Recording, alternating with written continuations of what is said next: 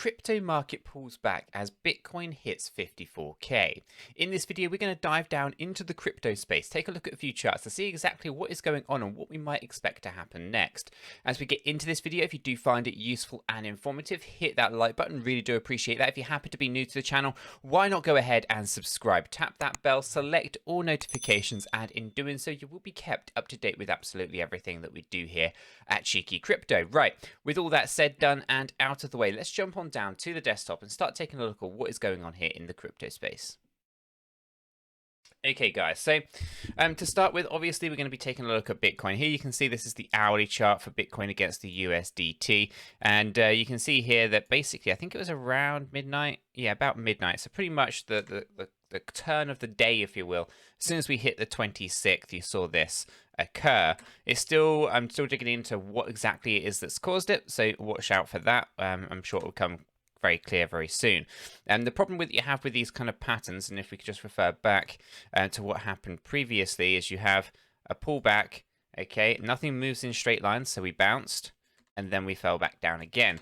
That in essence completes this A, this B, and this C wave. Okay, so we'll be looking for something very, very similar here with Bitcoin, specifically around this, right? We can start to see there's a bit of a reversal, a bit of a bounce. We'll bounce up, and I expect us to pull down towards this $53,000 range. This is something that I've been talking about for a while. It does complete our 1, 2, 3, 4, 5 move to the downside. Okay, now in terms of what we're thinking, we'll be looking at actually push this back down into this range here.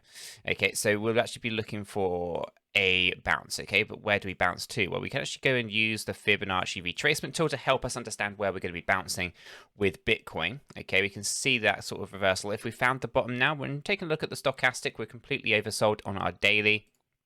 We're heading down there on the 4 hourly, so there's more room to fall. The 8 hourly, we've got room to fall. The daily, we've actually got to go back up. But the short-term kind of corrections that we are seeing here are going to continue. Okay, so we are looking for a bounce on the smaller time frame, and then we'll pull back even further. Okay, so where are we looking to go? Well, we're looking to pull back this A. We can draw that on if we found the bottom here.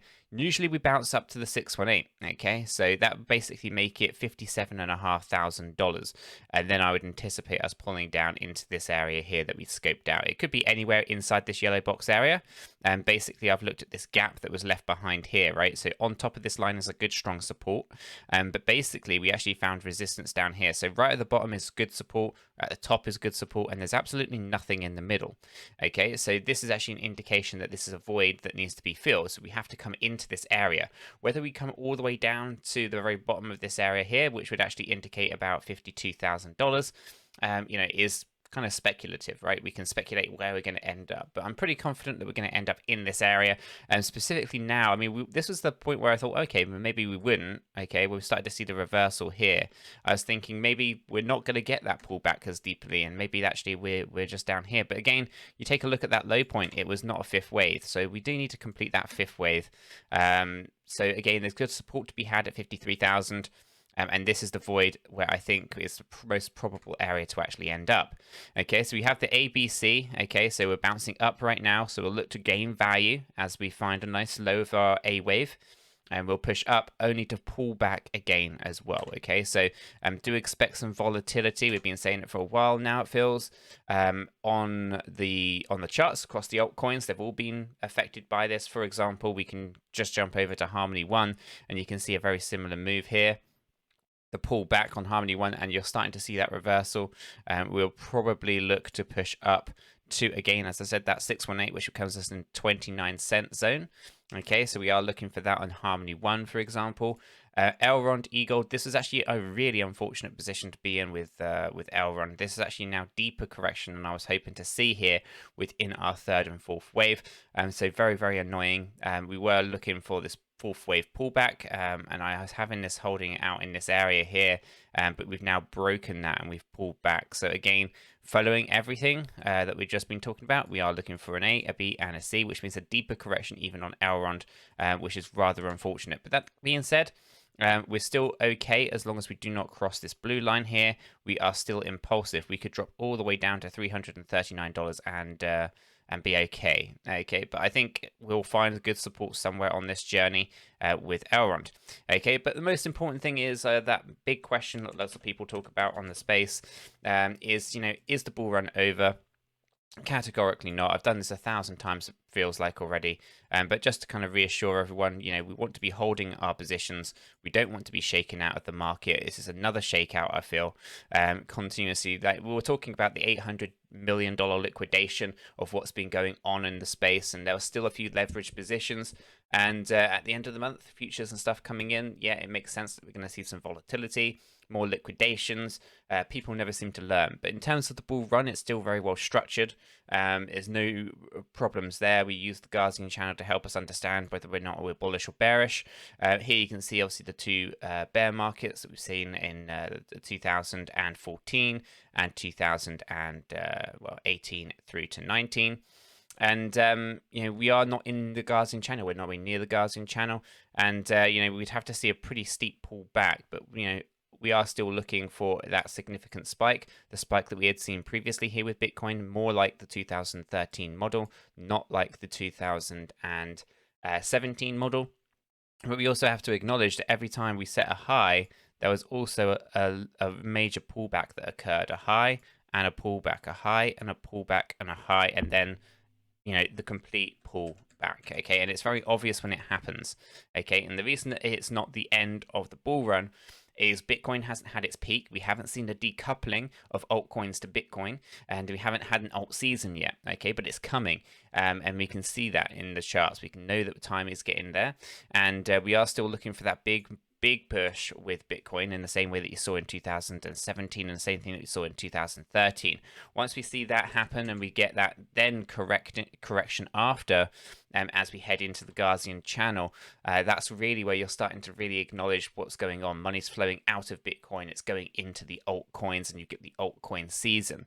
Okay, so right now the bull run's very much still on track, and there's nothing to really worry about in terms of that, but this is a standardized kind of volatility that you're getting in the space now.